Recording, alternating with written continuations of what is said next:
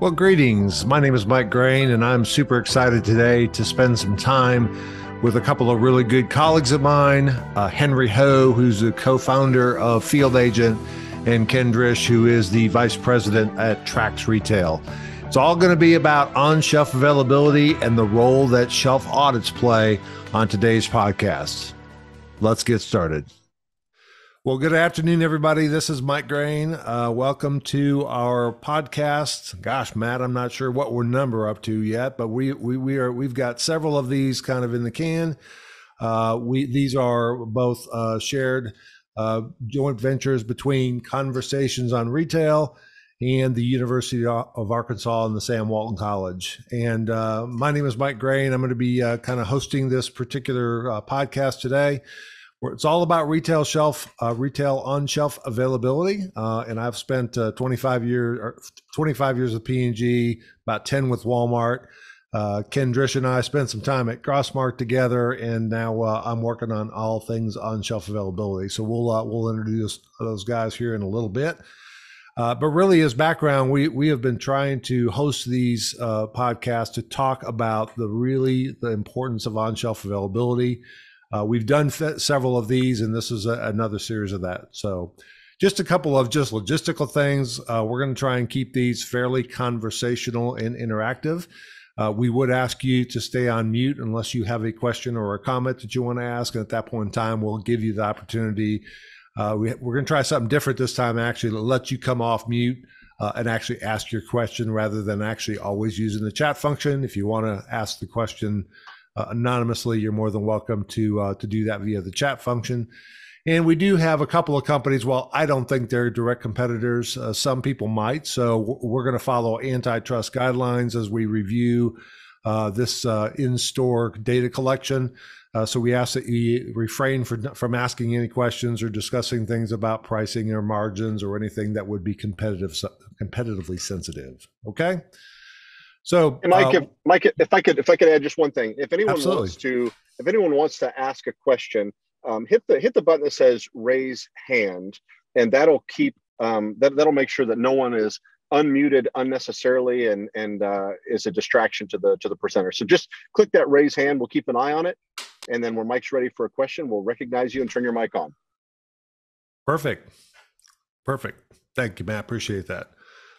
So we got a couple of companies on here. I told you a few weeks ago we were going to have Field Agent and Trax on, but let me give you a little bit of context about sort of how they fit with the on-shelf availability platform. I know you've seen this before, but I think it's important to kind of show it. But we do have some suppliers that we've seen before with like Retail Insights and companies like TeamCore that have algorithms, and those algorithms are pretty useful for high velocity kinds of things to be able to say when you have an on-shelf availability issue.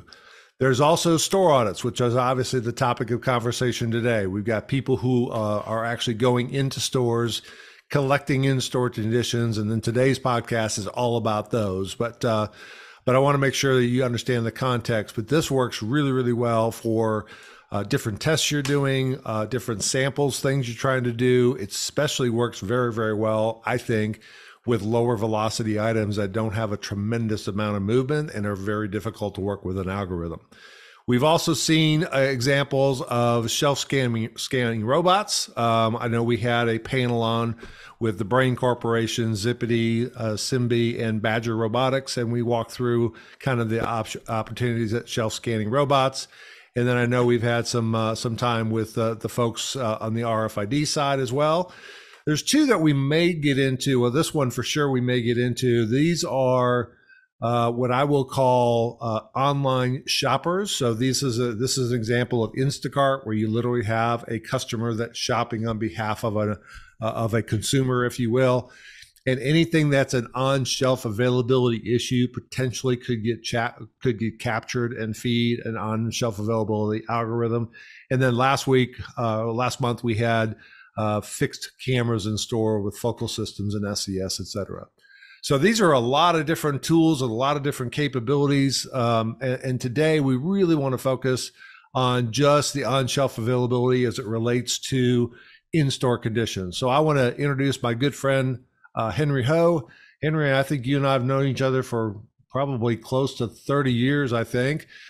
We both kind of began our careers at Procter and Gamble together, and he, being the entrepreneur he is, set out a vision for trying to do some things entrepreneurial as it relates to Walmart and the supplier. So he is the co-founder of a company called Field Agent. So Henry, I'm going to have you unmute and introduce yourself and tell us a little bit about Field Agent. Thanks, Mike. It's good to be here. I appreciate this opportunity.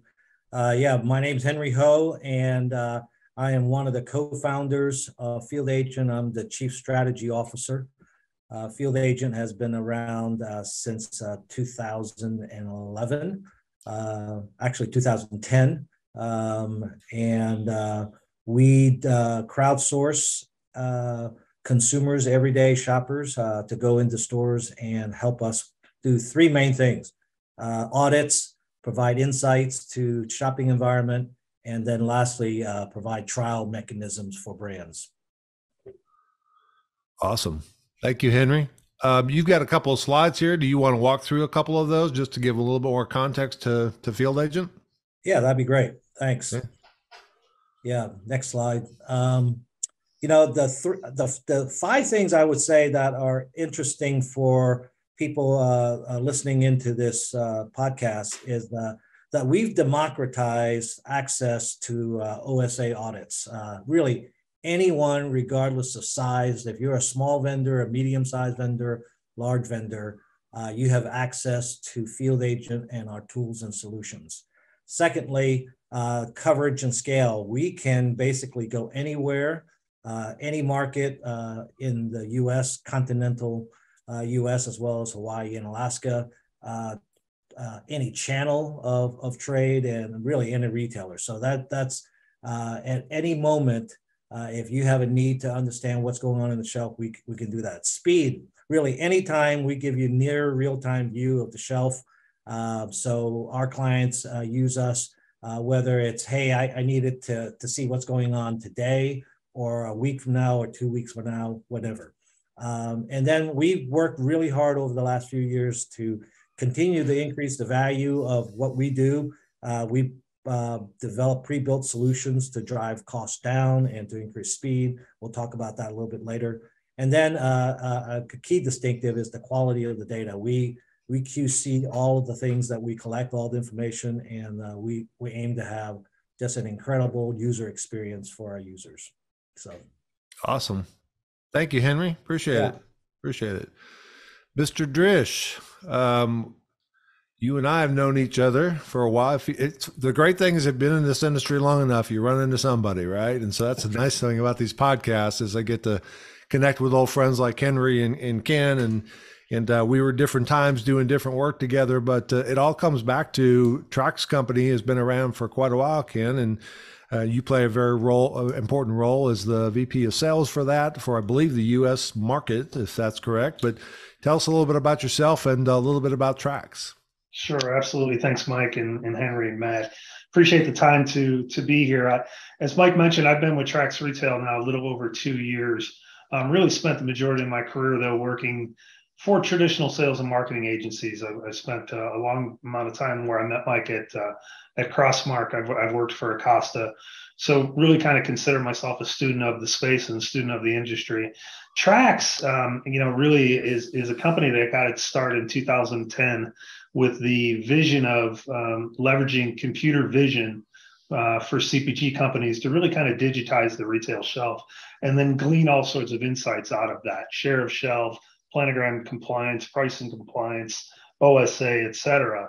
It had always been the vision of the company, though, to have their own feet on the street. So that came about through really two large acquisitions. One in 2018, we acquired a company called Curie, much like Henry's organization was in kind of the audit, on-demand audit space, leveraging crowdsource. But then we also acquired a company in early 2020 called Survey.com, based out of Boston, ironically still in business for about 10 years as well. Survey took it to one incremental level. So the ability to audit, but then also be able to react and fix. So what we have today is what we call Trax's Flex Force, which is an on-demand, flexible group of individuals nationally that can go out and not only audit, but also audit and fix and do some of the general type of merchandising work that would need to be done in stores. The simplest way I like to describe it is really kind of the Uber Lyft model of in-store execution and merchandising. Awesome. Perfect. All right. Well, we've got a few questions that I know we're going to ask you up front, but we'll start out with those so the audience knows. We will. I'm going to ask these questions. I got 3 or 4 of them, and then I'm going to open it up for question and answers from the audience. So, just based upon the note that Matt just said, if you do have a question at any point in time, go ahead and raise your hand, and we will unmute. If you just want to ask the question via chat, you can do that as well. But first one, we'll just start this off with Henry. Business drivers. You talked about a lot of things that this technology does. Walk us through the business drivers. Are these retailer asks? Are they brand owner asks? Exactly what are you doing? What are the business drivers for shelf audits in retail? Yeah, I think the primary driver, Mike, is the need to see and understand what is going on at retail, visibility to issues, problems, or even opportunities. And so they come from a variety of clients, including retailers, mainly CPG, anybody really doing business at retail. And they want to understand either directionally what the performance and execution compliance is to a particular program or initiative that they have, as Ken mentioned, and then they want to be able to fix and get in and provide a solution, a recommendation, sometimes an analysis of what's going on. So that's the main thing. And as it regards to on-shelf availability, probably the best eye is the human eye. Contrary to some other folks, because the computer technologies are really good and they're getting better every month. But right now, the consumer, the on-shelf shopper availability, there's no better way to tell you what's going on than a shopper. Got it. So classic example. I've got a product. Let's say I'm Procter & Gamble, and I've got a group of products in the wet shave category. Let's call it razor blades. And I'm not sure that I'm selling as many as I would expect it in, let's say, a Kroger store or a Walgreens store or CVS or whatever. So what does that look like? And this question, Ken's, for you too. So what does that look like? So I believe I have a problem.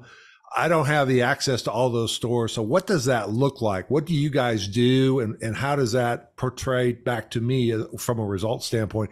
Is it just a list of all the problems, or is it actually getting involved in actually fixing the issues that you guys see at store? Yeah, so I think it really depends. And I love what Henry said about, there's no better way than the human eye of seeing what's going on out there. And he's right.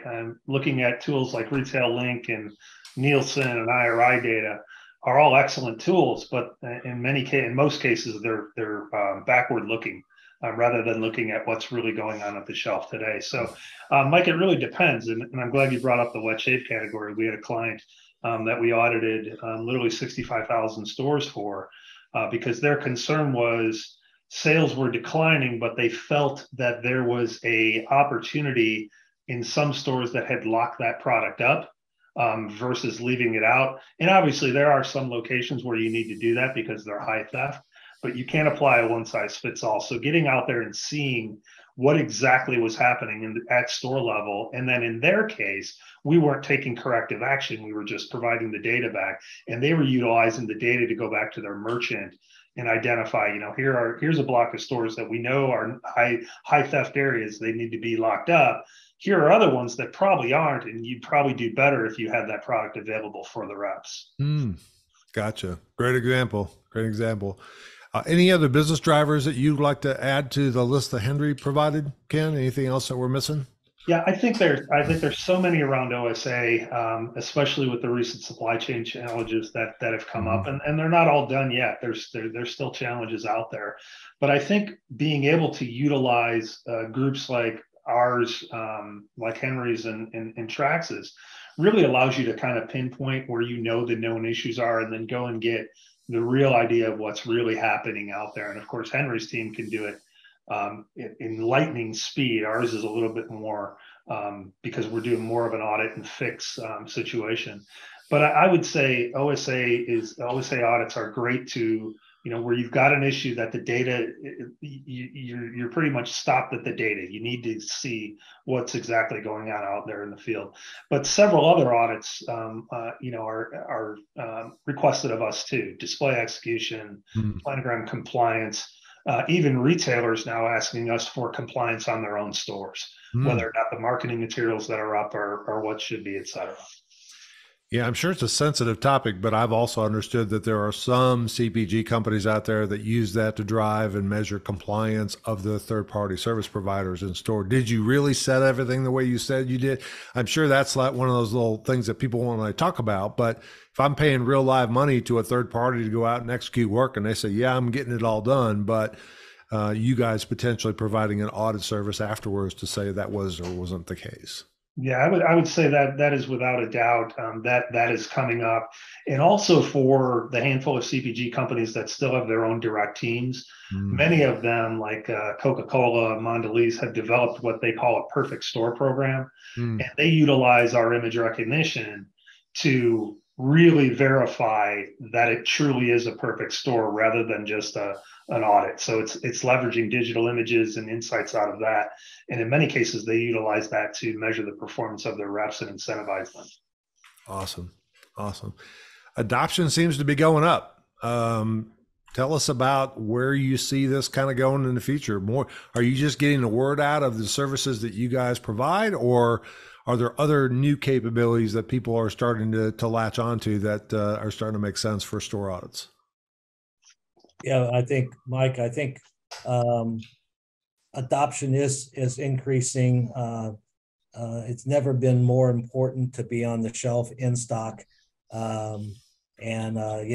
Programs that suppliers are been exposed to at places like Walmart, where they may swap you out, if you're not in stock over a period of time. There's a real penalty box if you're not in. And we talked about drivers. There's gaps in the data that people need to understand. That not all algorithms. People are using a lot of algorithms to predict OSA, and in some categories it makes sense to use algorithms to be predictive, and those tend to be high turn categories or items. And for us, we do a fair amount of work with people with slower turn items, where their retail link or their POS data does not really give them the insights that they need. So more and more people are using and need these types of services to just get a knowledge base of what's going on out there, so they can take action or partner with their retailers to go fix some of these things. Got it. I would agree that adoption is definitely increasing. One thing that I have noticed the trend of is people who are seeking these types of services want to be able to truly target where they go. They know where they believe the issues are, and rather than just having a blanket audit of all 4,000 Walmart stores, for example, they want to go to these 1,521 stores. And I think organizations that can do that and can do that quickly are going to continue to benefit, and it's really going to benefit the client in this case as well. Right. Great example. Hey, Mike, one of the things, I've been following this series and have been listening to this with a great deal of interest. And I think the technology that's coming into place is very, very exciting, that whether it's robots, on-shelf cameras and whatnot. The reality is there's business that still need to be able to view the entire channel or grocery, and they need to see the picture now. And those technologies are emerging and they're coming along. But anybody who really needs to see their distribution or on-shelf availability across all the grocery, drug, mass, and whatnot. Ken mentioned a big project that he had. There's nobody who can do it with current technology because they're in limited phases of pilots. Our solutions are solutions that are now, and we can get out to any channel, any market, any retailer. And so we have a major client that are not looking for acute or necessarily acute problems, but they want a steady beat and flow of what's going on in the shelves week in and week out. And so we have major programs with clients where we're giving them visibility across all of retail to understand what's going on. And it gives them the holistic view of the business, maybe not just at Walmart or in the drug channel or whatever it may be. So our tools are now, here and now, and they're effective and they're of high quality. So, yeah. Well, and you mentioned other technologies. We've clearly spoken to the folks who run the algorithms, and with algorithms, you said exactly right, Henry. With high velocity things that are selling 8 to 10 to 12 a day. If I'm selling 8 and then 10, then 12, then 15, then 0, 0, 0, I have a pretty good idea of the product went on the shelf. That's hard to do with a toothbrush. It's hard to do with a cosmetic. It's hard to do with a razor blade because you may only sell 1 or 2 a month. Is it not on the shelf, or is it just not selling enough to make a blip, right? And so to me, that's where you guys come in. I think the question becomes, there are other tools in the tool bag that could be used by, especially for the retailer. We've talked about shelf scanning robots. We've talked about fixed cameras in the apparel and general merchandise, kind of the RFID, et cetera. So I think what you just did was say exactly why that's of benefit. A, it's in the CPG supplier's control. Those other decisions are more the retailer control. Number 2, they're immediate. I can have a question today and get the answer literally by the end of the day. I don't have to wait for some infrastructure to be deployed and spent and all that. Is that one of the biggest advantages to you guys as platforms? Absolutely. We are in the image recognition space, so we have programs across the globe where we're deploying fixed cameras. We are putting them on robots where we have partnerships with folks who provide the robots. But that is a much longer burn. And quite candidly, there's a pretty big capital outlay to do that. And to Henry's point, I think it will continue to improve. And like most technologies, it will get less and less costly to do so. But in the meantime, you're still going to have this need. And to Henry's point, I think our types of platforms fill that niche and fill that need pretty quickly. Got it. So let's transition to that question. It's a question that I've gotten before. So there's a data capture component, which I'm assuming is a cell phone, an iPad, or something to collect this information. And then there's turning that particular picture into something that's actionable quickly.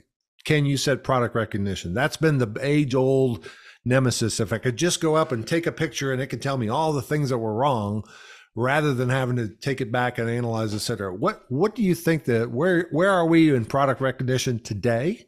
And where do you think the future looks like? We have come an incredibly long way. It was interesting as Trax was recruiting me. I knew exactly who Trax was. I knew they were an image recognition company, for several years. But it really has come a long way, and it continues to improve with AI and things of that nature as you go forward.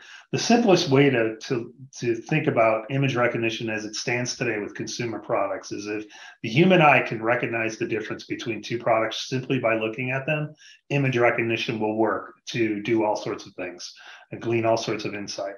However, it's when you get into smaller SKUs or things that look incredibly alike, color cosmetics, a great example, things that are side-faced, very hard for image recognition to be able to understand. But again, it's getting better, and it evolves literally on a monthly basis.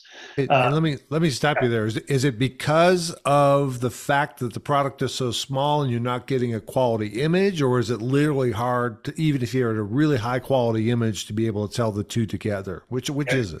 It's the latter. It's really, Okay. even though it's small, it's still hard to get an image that clarifies the difference between the two. And Got what's interesting is some things that I would thought we'd have a tough time with, like gift cards, for example.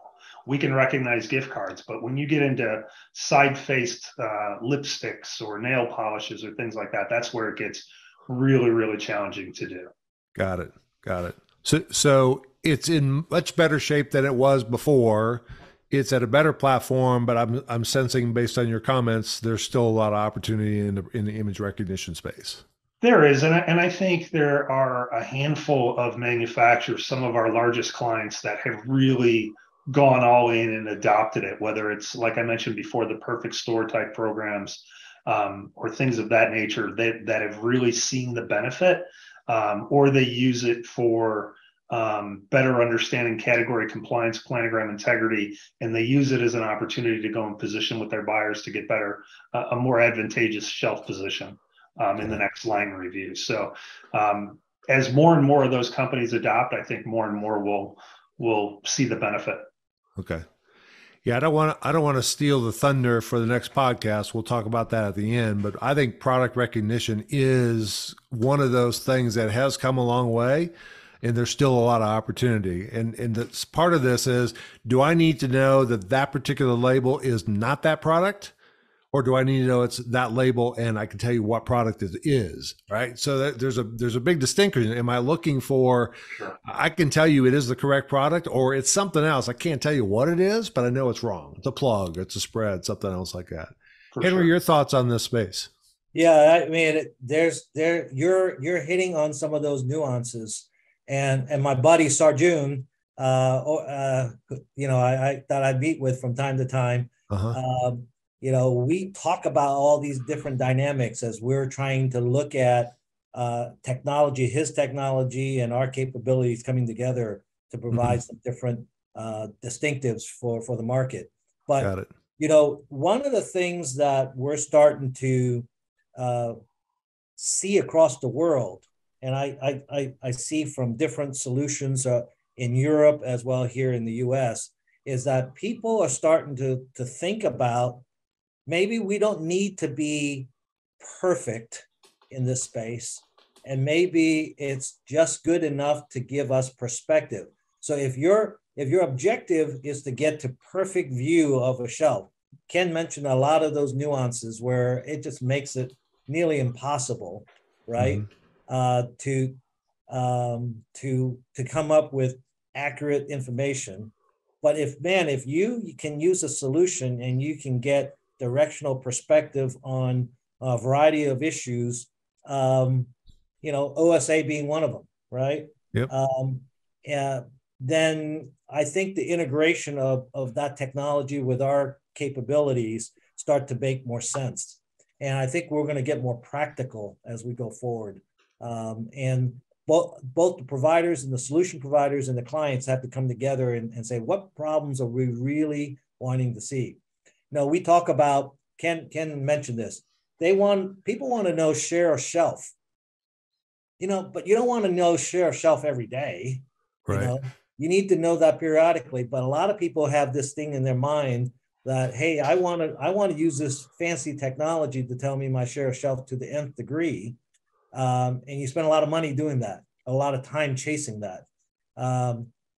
So I think there is a practical application that's coming, as well as the technology continuing to improve. I think that will create adoption in more wide variety of categories and retailers.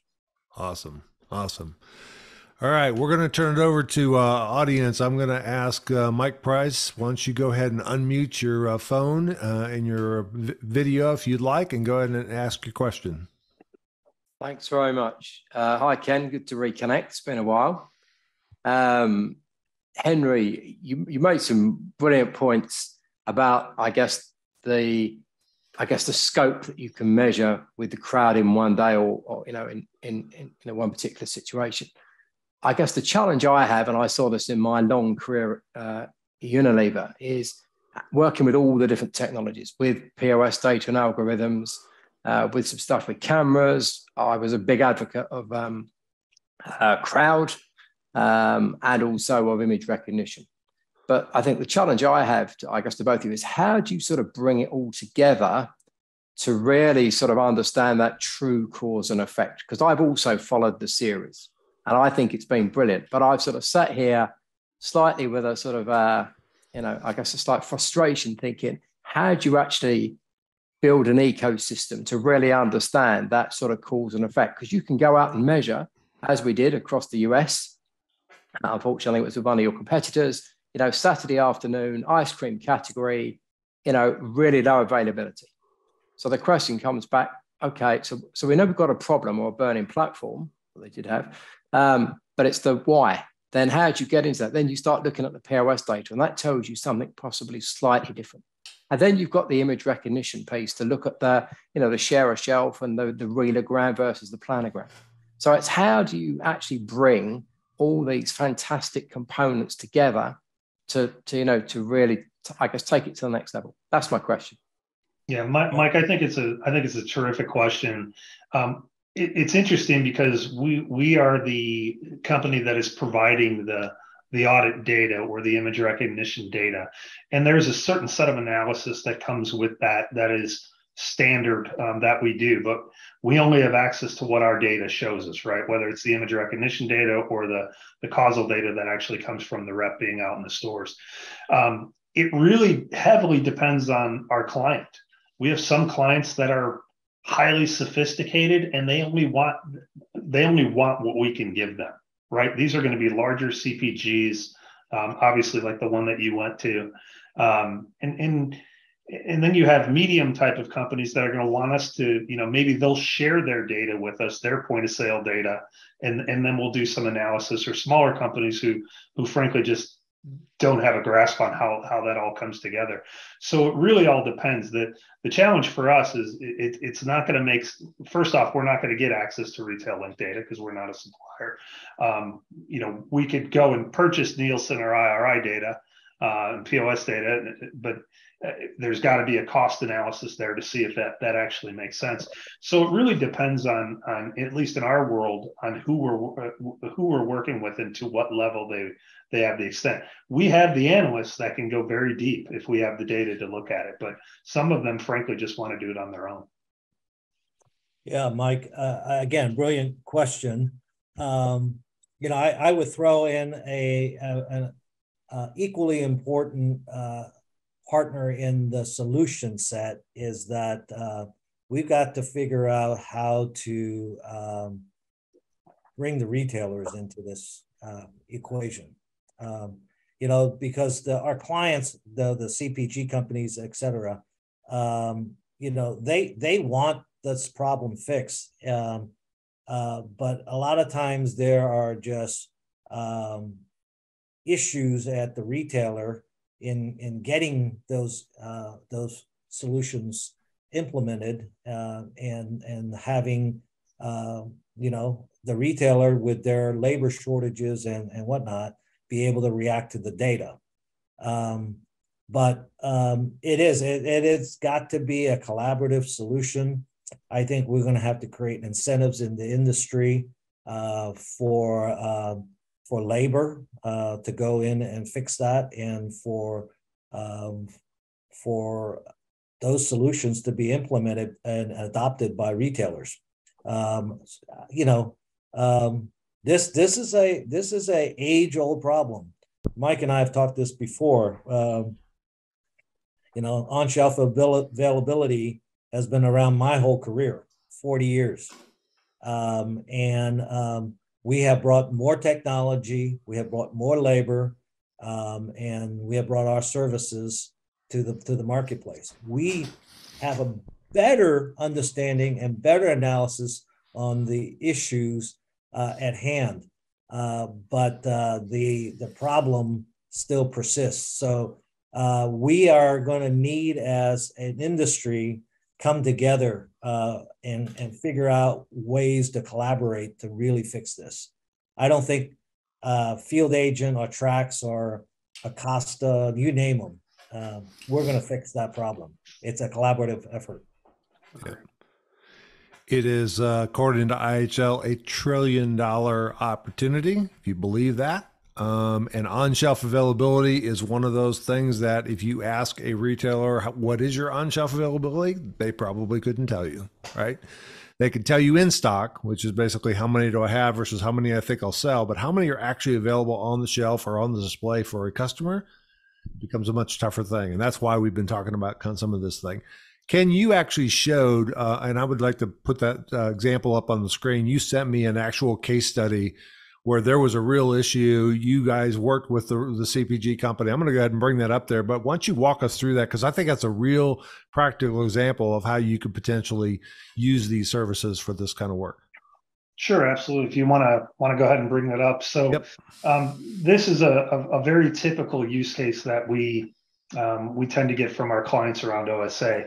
And this happened to be to the point that I just was telling Mike Price about. This is a customer who's got a very deep analytical bench. So in this case, a leading HPC manufacturer noticed a sharp sales decline for a line of deodorant and antiperspirant Target stores, and they ruled out distribution issues or supply chain issues. They have a stated goal for this category of 96% OSA. That's very high. And they have a metric for every 1% that the product is below 96% OSA. So the audit scope itself was very simple. 1,857 Target stores that audited over a 1-week period, 11 SKUs audited, and we were able to show them in that time period that 5 SKUs were under 96%. Some as low as 48%, some as high as 75%. But the company was then able to utilize that data and take it to their merchant at Target and work to get orders pushed out. And I think that brings up another point, and one thing that we really strive to do as business development people when selling any program that we have. But just because a client comes to us with an OSA audit opportunity, that's great, and we want to execute it. But we're always asking them, okay, what are you really trying to solve? What does success look like here? What is the end in mind? Because at the end of the day, we want to be able to show stories like this, where they were able to go back and there's a tangible result, a quantifiable result that they were able to come up with. So trying to start with the end in mind around all of these audits is really important for us. Great example. Great example. Hey, let me switch gears to some of the things that I hear from other people regarding store audits, just in full transparency. These are things people go, yeah, but you always hear a yeah, but at the end of it. And I'll just throw these out there and just kind of random, and you guys can respond to them. The first one is, yeah, that's all really good, but it's way too expensive and there's no ROI. Well, this is a pretty good example, Ken, where that's not the case, but react to the it's too expensive and there's no ROI comment. Yeah, I would just go back to what I just said. We try and start these with the end in mind, and candidly, we've turned down some of these if the client doesn't have a clear understanding of what the potential ROI is. And obviously, we give them examples about how to measure that, et cetera.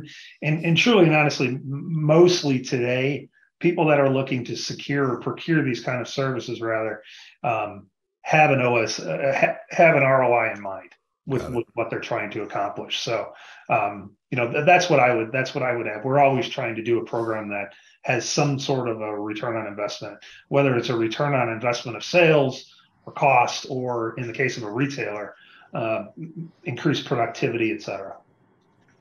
Gotcha. Henry, any bills on that?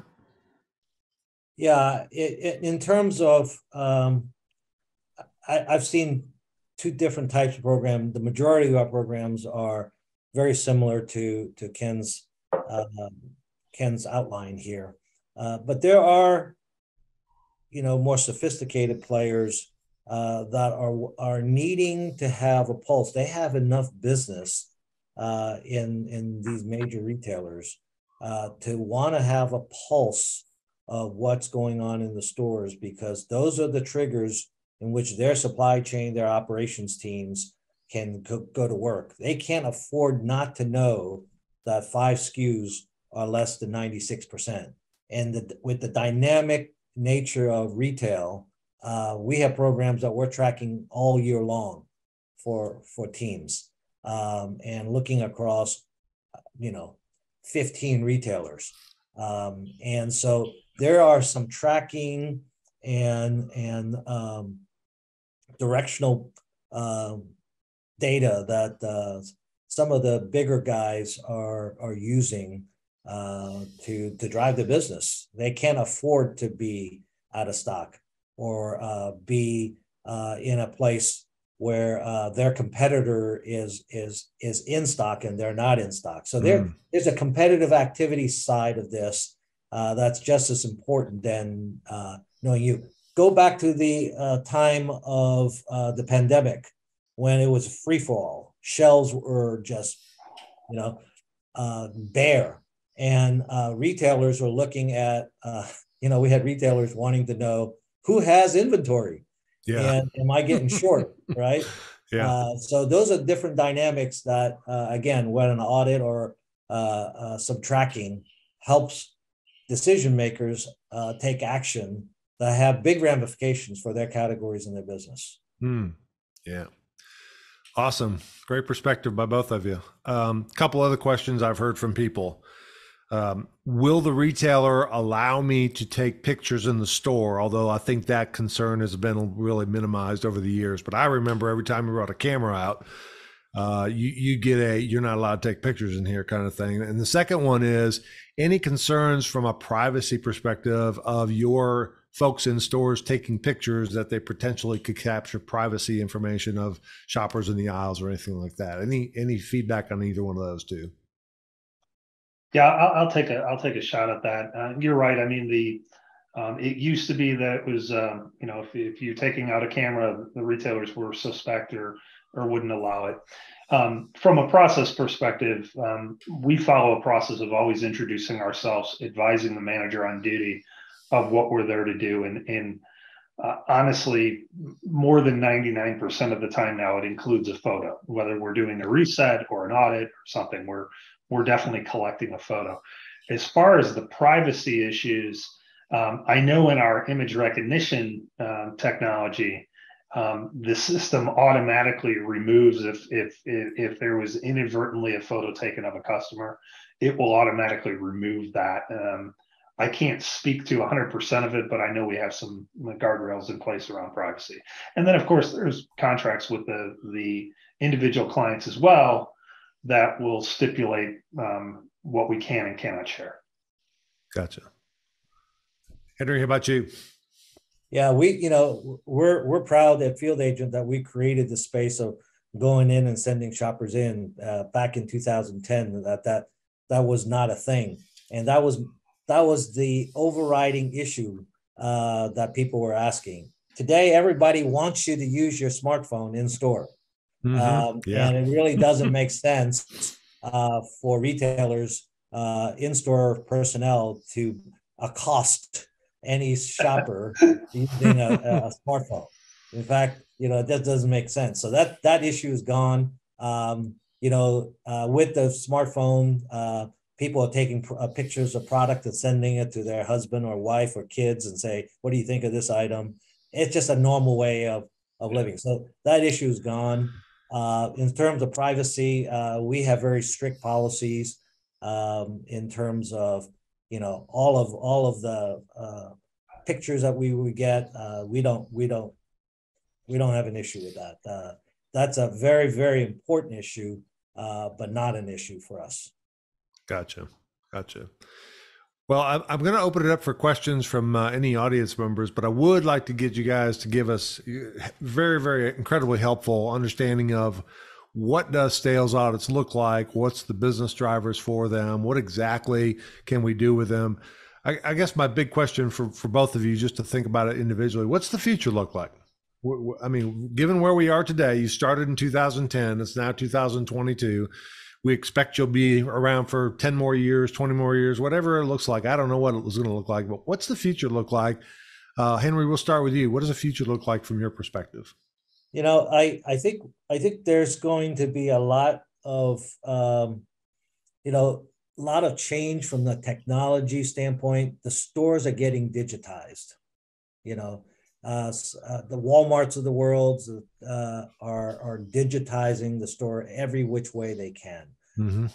And so I think your next episode with these image recognition folks, that's going to become more and more important those technologies. They're going to be integrated.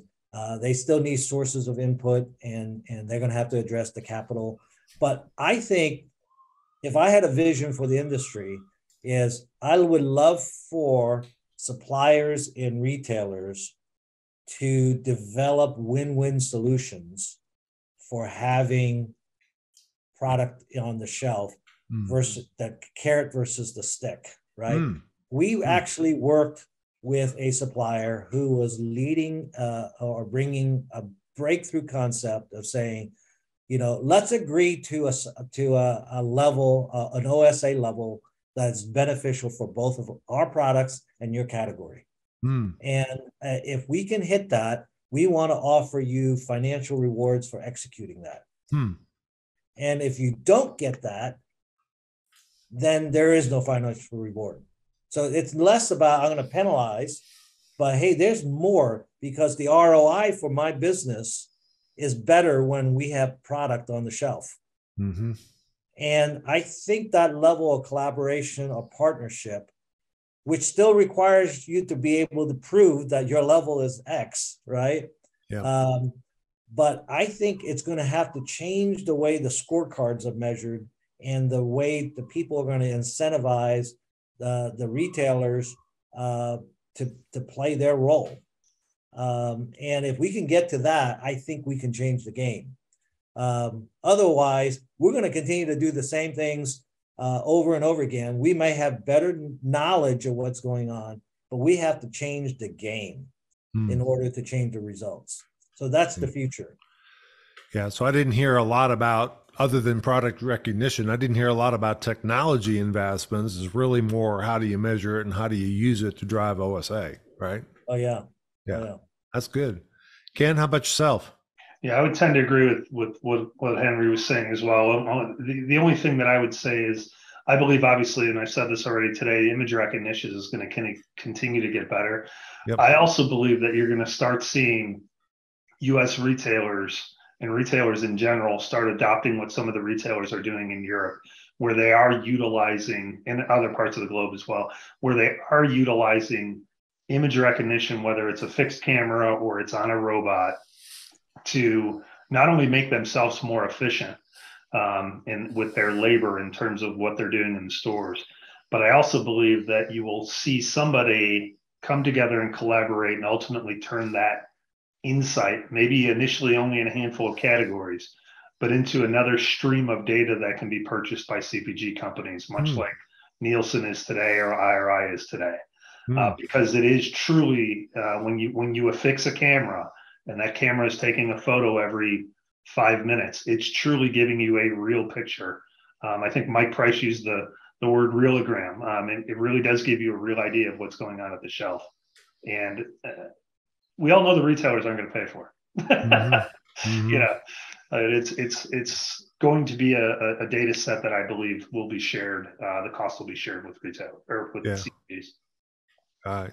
Great perspective. Great perspective. Well, you prompted a question from Mike Price. Thank you very much, because his hand went up. No, his hand actually went up before you said his name, Ken. But Mike, go ahead and unmute and ask your question for us. So I really feel like I'm giving the guys a hard time, and I'm not meant to. It's really about it's really about the future, building, I think, on what you both alluded to. And I guess if it might exist, I think I'm reasonably well connected, and I've been in execution for 25 years. But one of the challenges is, if today you're in a major CPG and you wanted to do an audit, shall we say, at key trading time on a Saturday afternoon across the globe in a number of key markets for key SKUs in that market, how could you do it? Because I got given that challenge when I was in my former life. And you know what? I couldn't do it. We managed to do the US, we managed to do Europe, working with a partner there. But we struggled in Latin America. I struggled to get stuff or bits from Asia. Is there a crowd association or network? Because I appreciate you might be, Henry, I know you're very strong in the US. And Ken, I think you've got operations in a couple of other markets outside of the US. But, if you're in a top tier CPG or a CPG with global coverage and you want to look at something like that, when I got given that challenge, I said to business, I just can't do this. Now, in the markets we could do it in, the briefing went out on a Thursday and we did the audits on Saturday afternoon. And we blew people away, partly with the speed and the accuracy. And it created some real eye-opening moments of just how bad or what some of the opportunities were. But it's around the scope, I guess, is the future, what I'm really asking the question about. When do we get to global crowdsourcing in a controlled way without, loads of different apps with, partners that we've never heard of, and it's all so fragmented? Sorry, tough question, I know. So I can see from the face thinking, get this guy off the line. My God. No. Mike, I think Ken's got a solution. So go, Ken. No. If I did, I wouldn't have to, be working every day. But I would love to see something like that. Unfortunately, I think it's still a ways off. You're right, Mike. There are in-market solutions that are out there, but no one has yet pulled together a coalition, if you will, of global crowdsourced auditing companies that can do that. I think it's a terrific idea. In theory, on paper, I think once you start getting into the specifics of country by country specific details, I certainly think somebody could probably set up a platform that would work globally from a reporting perspective. But it's the nuance of how do you organize all of that and get all of those companies to operate together. Henry, I don't know what else you'd add to that. I don't, sir, have that solution today. It's a loose network, Mike, as you know. Collaborative partners, but covering the world is a challenge. There's some geopolitical reasons, and there's just a lot of things outside of our control. I think it's like anything else that you got to develop. Is there a big enough addressable market for this? And I would tell you today, there isn't. There's a need, but there isn't a big enough addressable market. So it'll be hard for entrepreneurs to want to go and make that happen. But we do try to provide that from time to time. I have people that we can contact for China, in Europe. We operate in 7 countries outside of the U.S. But I can tell you any multi-country project is a major complexity for us to execute. Got it. We got a couple questions from George. I'm going to go ahead and try and summarize what I'm seeing from him, which is, I think, building on exactly what you guys have just talked about. Can you talk about the duplication of effort? We've got shelf data being collected by retailers, by brokers, by data companies, by you guys as service. Is there any discussion in the near future to streamline any of that, or you just see this continuing to grow independently? I have a very personal opinion of that, just based on my history in the business. I've worked for several of the large brokers today, and I believe that the national brokers and sales agencies are incredibly talented at the headquarters selling piece, the category management piece, the analytics piece. I think they're very, very good at that. In all transparency, they've been executing at retail the same way for decades. I think the crowd model of being flexible, pinpointed, and have the scale and the speed to be able to react is truly going to make a difference going forward. And candidly, I believe that that's what we bring to the table. It really is a different way of doing things. And I believe as effective, if not more effective. So do you two guys feel like you're completing work with these service providers, these brokers, or do you feel to a certain degree you're competing against them? I remember the days when Ken was on the broker side, and and now he's on this side, and there is competition, and you felt that. We were exploring across all the major brokers how do we partner.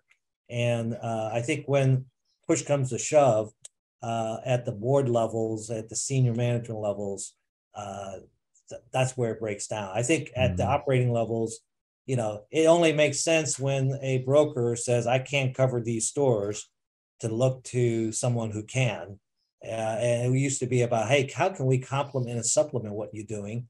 And for a variety of reasons, that just doesn't happen. Maybe, Ken, you've been on both sides. Maybe you have a special point of view on that. We haven't been able to break through that.